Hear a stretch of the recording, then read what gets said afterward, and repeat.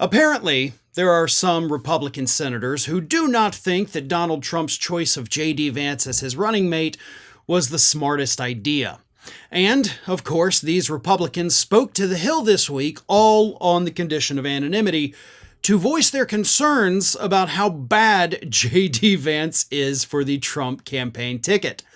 And before I get into some of these actually kind of hilarious quotes, it's important to point out that Donald Trump basically has about a week, maybe, before he has to stick with JD Vance no matter what, due to states having rules about the date when you have to have your set people on the ballot and you can't switch it out after that. So yeah, Trump's got about a week left to decide whether or not he's going to admit he made a mistake, which he will never do, or stick with the mistake, which of course he will do.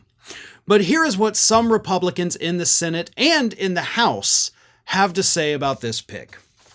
One Republican senator told The Hill, quote, "I would assume he's not real happy. I don't think Trump likes any discomfort. He can create discomfort himself, but he doesn't like external discomfort coming in, and JD's struggling. I would assume he's not real happy." Another one said, "It's pretty generally thought that it was his son and Tucker Carlson who talked him into it. I'm sure Susie Wiles and Chris LaCivita didn't, because they've done so well up until this point in being able to widen Trump's appeal. Unforced errors," the senator said. Another senator told The Hill, quote, "Even Trump is smart enough to say 2 white men on the Republican ticket in 2024 is a bad idea when you have really good alternatives. And he has really good alternatives. Tim Scott, I think Tim's number 1. Another Republican senator said, quote, "Trump would hate anything that brings him down, but he would never think he made a mistake." And I think that's the biggest part of that. If Donald Trump were to switch out JD Vance 2 weeks after officially picking him, it would basically be him admitting, I screwed up, this guy sucks, he's not doing it, he's a gaffe machine, all of his past horrible statements are dragging us down, so I'm dumping him. Trump's never going to do that. He has never in his life admitted he made a mistake. Even when he trashes the people that he had appointed the first time he was in the White House, he doesn't admit that it was a mistake. So he's never going to do it. He is going to stick with JD Vance. He will ride it all the way down, and then if he loses in November, hopefully when he loses in November, he then has a scapegoat. And I think at this point, that is JD Vance's biggest role for Donald Trump, is not to really help his campaign, but when Trump loses, he can say, it's this guy's fault. Screw this guy. To hell with this guy. He is the reason I lost. Everybody needs to hate him from this point forward. We will get some version of that message if Donald Trump loses. And of course, there goes JD Vance's career. He's done after this if they don't win. Trump will pin it all on him, and that'll be the end of JD Vance as we know it. By the way, there's more fun quotes.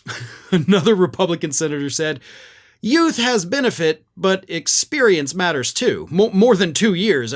Before you ever run for the United States Senate, you ought to at least run for county sheriff. Sounds like it was a knockdown, drag-out fight until the decision was made." And then one Republican aide in the Senate said, quote, "Knowing Trump, I can't imagine he likes what he sees. He's probably like, why did I listen to Don Jr.?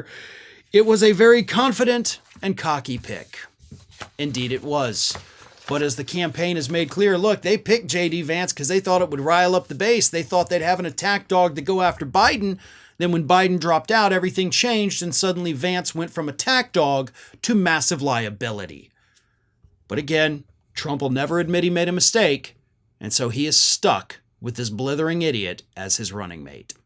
Now with the GOP sitting in the palm of Trump's hand while he manipulates this country's rule of law and how the media reports on it, it's more important than ever to stay fully informed on issues so you're not misled by political theater, which is why I'm partnering with Ground News. They're an app and website that gathers related articles from across the political spectrum so readers can compare coverage and know how the right is spinning the narrative. For every story, you get a summary showing what the left, center, and right are focusing their reporting on based on all the articles Ground News found covering it, as well as visual breakdowns of each news source's political bias, credibility, and who funds them. For this story, only 9% of these sources are independently owned. We can then compare coverage with this level of insight that you can't get anywhere else to critically assess the information.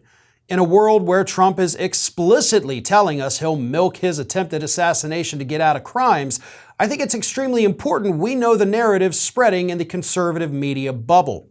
That's why one of my favorite Ground News Vantage features is their My News Bias dashboard, where you can track how diverse your reading habits are. I really can't recommend enough that you subscribe to Ground News and support an independent platform working to make the media more transparent.